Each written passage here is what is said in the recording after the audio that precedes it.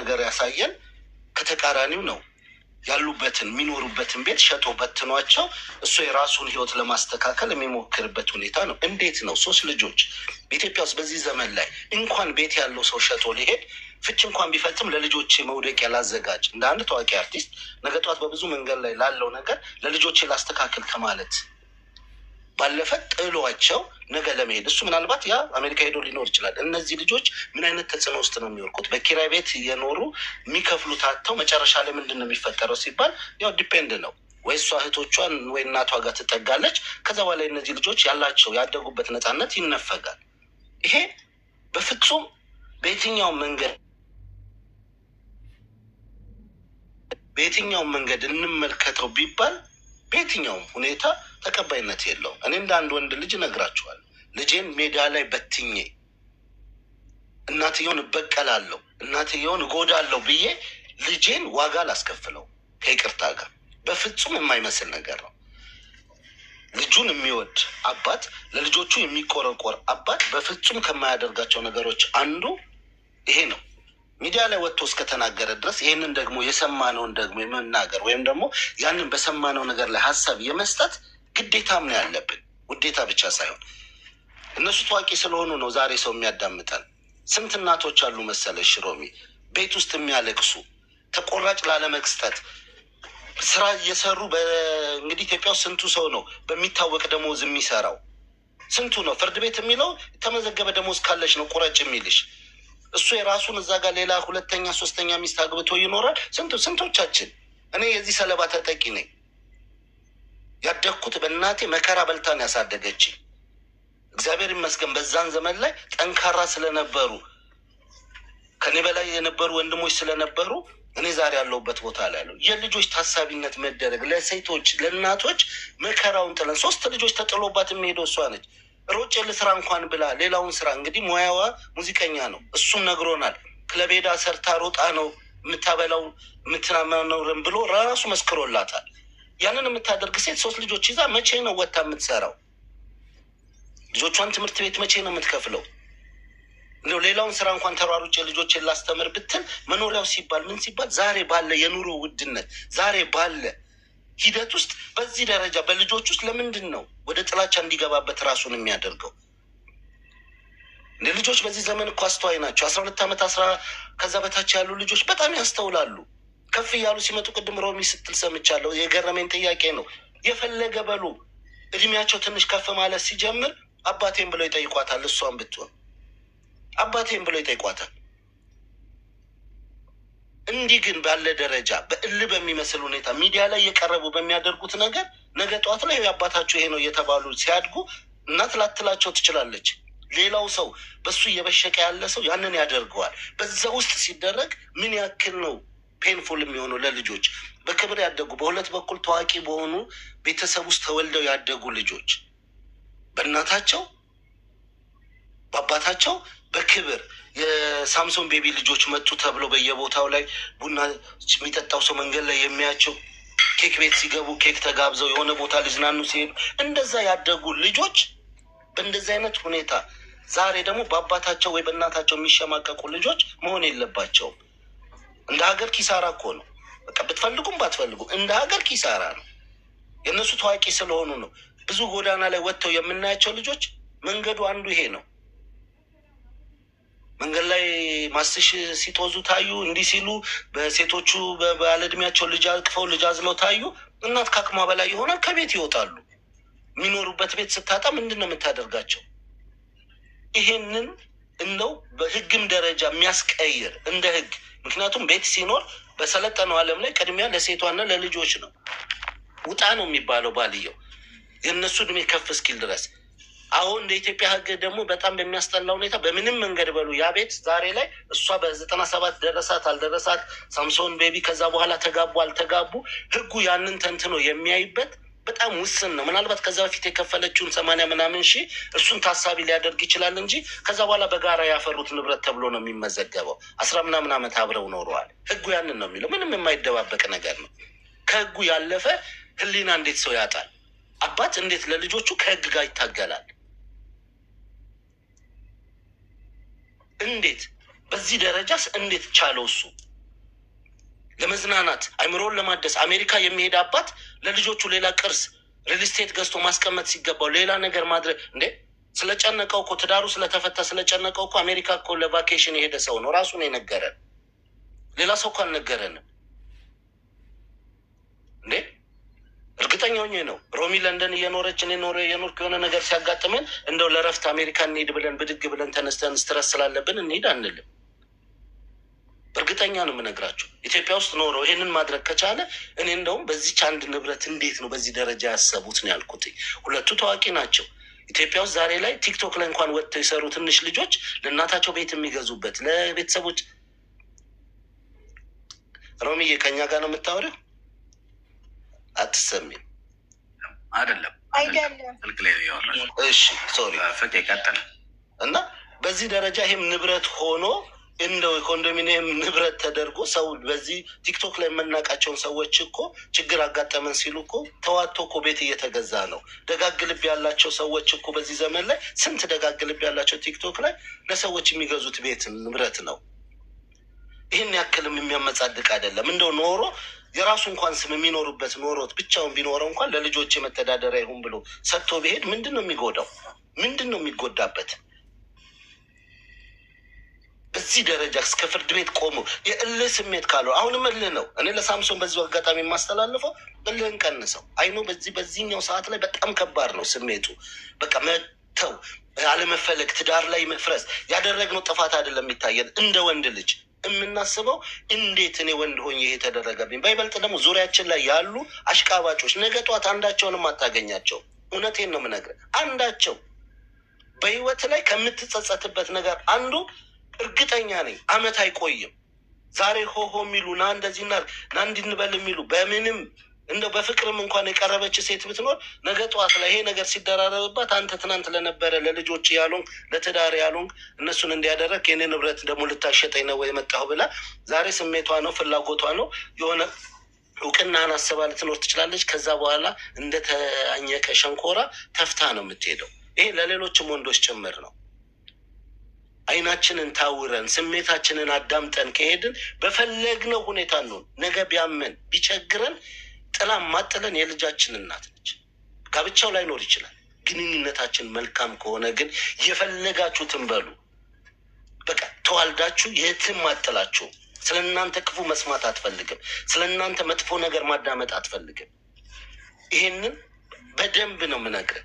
ትጸጸትበታለህ። ዛሬ ሆሆ የሚሉ ጓደኞች በልበል የሚሉ በዛ ያክስት ንብረቱን አሽሽተ ለወንድም ብትሰጠው በእርግጠኝነት ነው የምነግርህ የእሱ ሚስት ነገር ልካፈል ብላ ከዛ ገንዘብ ላይ ስትጨቃጨቅ በአንተ ንብረት አንተ በሽተኛ ሆነ ነው የምትቀረው። ልጆች ናቸው ከጎን የሚኖሩት። የፈለግከውን በላይ ሲመረቁ ነገ የሆነ ቦታ ላይ ከፍ ሲሉ መተ ዋው ልጆቼ ይሄው እኔ ለእናንተ ስል መስዋዕት ከፈልኩ። ቅድም ሮሚ ስትለው ነበረ ለልጆቼ ስል መስዋዕትነት ከፈልኩ አለች። በቃ ስለምወዳቸው እሱ ያደረገብኝ ነገር አይኑን እንዳያስገድደኝ ነበረ። በቃ እንደው ሌላም ነገር ባደርገው ግን ተዋልደናል አለች። ይህንን ነው ያለመግባባት እኮ መብት እኮ ነው። በቃ የሰው ልጅ እኮ አብሮ ግዴታ ሊኖር እኮ ግድ የለውም። በዓለም ላይ ስንት ሚሊዮን ህዝብ እኮ በዚህ አይነት ሁኔታ ይኖራል። ግን ግንዛቤ ማጣት ነው። ግንዛቤያችንን ከፍ እናድርገው ለልጆቻችን። ኧረ በእናታችሁ አስተምሩ። ለሌላው ሰው ይሄን እድል ተጠቀሙበት። ይሄው እንዲህ እኮ አደረገ በዛ ደረጃ ሚዲያ ላይ ወጥተህ ተናግረህ የማታውቅ ሰው ስትናገር ብዙ ሰው ዋው ይሄ ሰው ተበድሏል፣ ለዚህ ነው የተናገረው፣ በዚህ ምክንያት ነው እንዲሆነው ምናምን ተብልሃል። ዛሬ በነጋታው ደግሞ ሄደ በፍጹም የማይሆን የማይመስል ነገር። እንዴት ነው እኔ ልጄን ልጠይቅ ቤት ልገባ እየሄድኩኝ ልጆቼን ይዤ ላዝናና እየወጣው ከቤት ይዤ ልወጣ ስል ካሜራ ቀኑን ሙሉ ካሜራ ደቅነህ ስታዝናናቸው ልትውል ነው? ምንድን ነው ልታደርግ የፈለግከው? እስኪ ልታስተላልፍልን የፈለግከው ነገር በምንስ እሳቤ ነው ያ ሊሆን የቻለው? እንዴት ስታሰበ?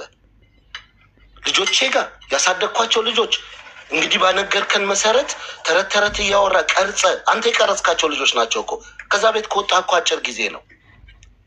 እንዲያርገን ያሳደግካቸው ተረስታተ ነው? እምነት አልነበረህም?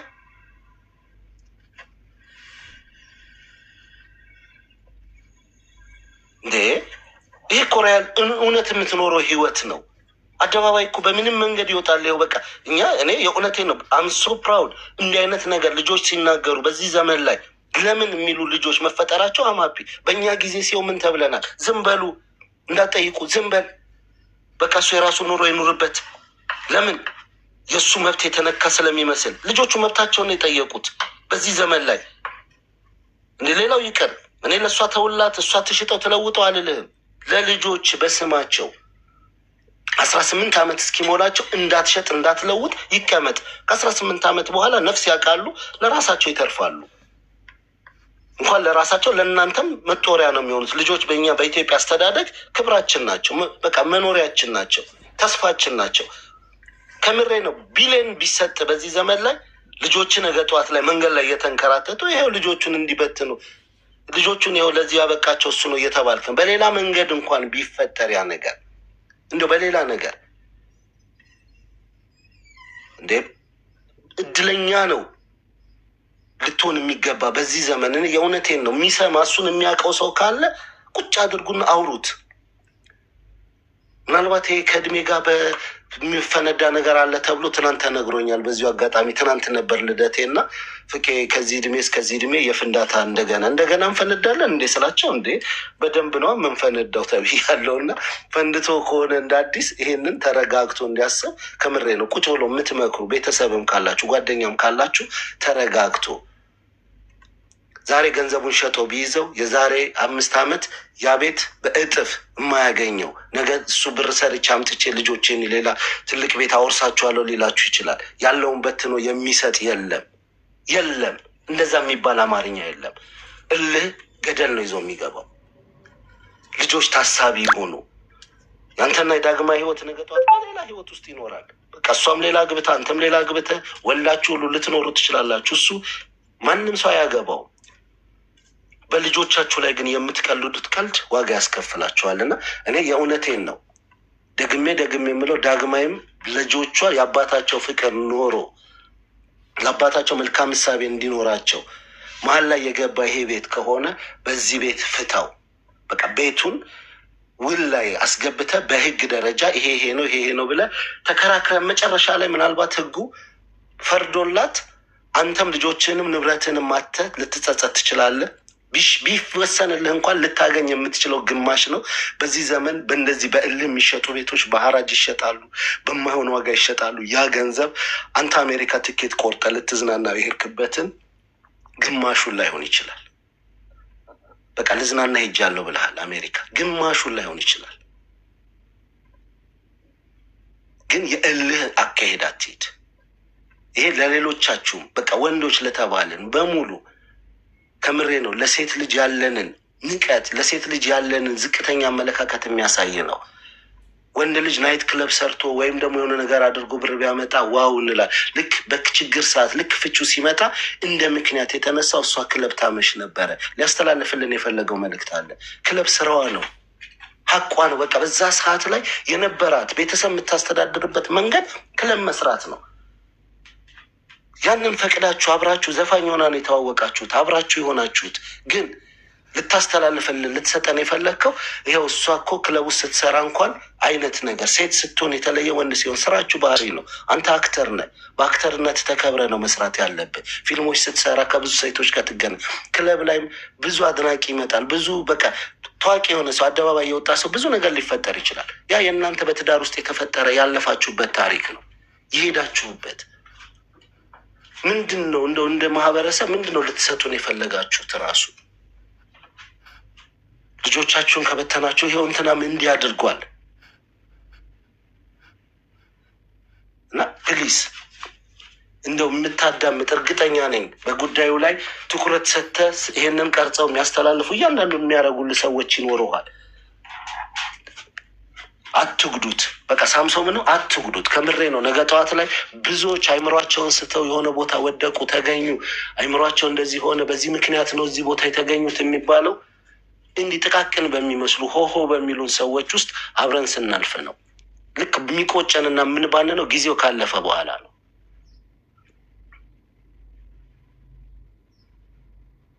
እና ጨርሻለሁ። ቴንኪዩ በጣም ከይቅርታ ጋር ያው ጉዳዩ በጣም የልጅ ጉዳይ ስለሆነ ነው። ፍቄ በዚህ አጋጣሚ ከታች ሆናችሁ በሰው ቤት አትፍረዱ። በሰው ማጣቁት ዝም ብለን ያለ መረጃ አንደኛ ወደ ሚዲያ መተን እንደናንተ የተቆራረጠ ቪዲዮ ተልቆልኝ አይደለም ማውራው። 3 ደቂቃ ማቶ ቪዲዮ አይቼ አይደለም ማውራው። እኔ የተላከልኝ መረጃ በየትኛው ዓለም ላይ ነው ቺት ያደረገ ተበዳይ ነው በዳይ ነው አልፈልግም የሚለው ሲነገሩኝ፣ አሁን እኛ ስናስቀምጠው እንደው እንድትረዱት የምፈልገው እኔ ሚስቴ ላይ ቺት ባረገባት ሚስቴ አልፈልግም የምትልብኝ ሌላ ሰው እንድደረብባት ስለማትፈልግ ነው። ስለዚህ ሄዳ አልፈልግም ፍቺ ይፈልጋለሁ ትላለች። ከአንዴም 2 ፍቺ ያቀረበችው እሷ። ልንገርሽ ወንድ ልጅ ቦታም አካባቢም ጥሩ አባቶች አሉ፣ ጥሩ ወንዶች አሉ። ዚፓችንን ለመክፈት ግን ሎኬ ቦታ እንኳን የማንመርጥ ሰዎች ስንቶቻችን። እኛ እኮ ችግር የለም እናውራው ከተባለ ይኸውላችሁ ጉድጉዱን አውጥተን ከምንበታት ነው ጉዳዩን ቪዲዮን አውጥተን ከምንበታት ነው የበለጠ በፊት የምንጠይቀው ጥያቄ አንድና አንድ ነው። ልጆቹ ሲል ለልጆቹ ስንል እኛ ምንተወው እነሱ የሚተወትና ንብረቱን ቢያንስ ፍርድ ቤት ይዞታል። ጉዳዩ ፍርድ ቤት ይዞታል። የእሱ ስማርትነት ልንገራችሁ፣ ሚዲያ ላይ ቀርቦ ካወራ በኋላ ነው ሮብ እሑድ ቀርቦ ሰይፉ ላይ፣ ሮብ ዕለት ግን ፍርድ ቤት ነበረው። ኦልሬዲ ሚዲያ ላይ አስተላልፎ ሮብ ፍርድ ቤት ቀረበ። አስቡት እንግዲህ የሰራውን ድራማ በሚዲያ በኮርት በኩል በዚህ በኩል ሄደዋል። በሚዲያ ደግሞ ስሟን አፈር ከድሜ ለማብላት እኔ ችል አረኳት ምናምን። የሚገርም ጥሩ አባት ነኝ። ጥሩ አባት ቤት ዘግቶ ቁጭ ብሎ ዝም ብሎ ጫት መክተፍ አይደለም ጥሩ አባት፣ ሲጋራ ማጨስ። ልጁ ደርሳበታለች ሌላ ነገር እያየ መድኃኒዓለም ምስክሬ ነው የምላችሁ። በጣም ጉድፋም የሆንክ አባት ነህ።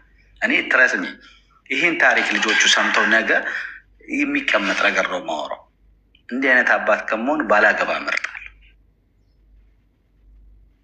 እንደ እሱን እንደ መላእክት ያያችሁ ሴቶች ፈልጋችሁት ነው ወይስ እውቅናውን የፈለግሽው? በዚህ አጋጣሚ አሜሪካ የመጀመሪያ ሮዳስን እንኳን ሲሄድባት ሮዳስ ከዳጊ ጋር ወይ የተፋታችሁ መስሎኝ ነው፣ ኧረ አልተፋታንም ብላ ያችም አሜሪካ ያለችውም አልፈልግም፣ ይችኛዋም ኢትዮጵያም ያለችው እኔ አልፈልግም ፍቺ ብላ ወዲያው ነው ፍቺ የጠየቀችው። ፍርድ ቤት ፕሮሰስ የሄደ ነገር ነው። ከዛ እሱ ቆመ እኮ በሁለተኛው ሽምግልና ተደርጎ ፕሮሰስ ላይ ያለ ሁለተኛ ሌላ አሜሪካ ከነ ስሙ ነው የምልሽ ሎስ አንጀለስ ላይ ያለሽዋ ፎቶሽም ስምሽም ተሰጥቶናል። አሁን ደግሞ አንቺን ነው ከሱ ጋር። ምክንያቱም ባለትዳር አንቺ ራሱ ምን አይነት አምሮት ቢኖርሽም ምን የአሜሪካ ላይ ወንድ የለም የ3 ልጆች አባት መመኘት ነው የምልሽ። አንቺንም ፎቶሽን አውጥቼ ነው የምለጥፈው። ምንም አታመጭማ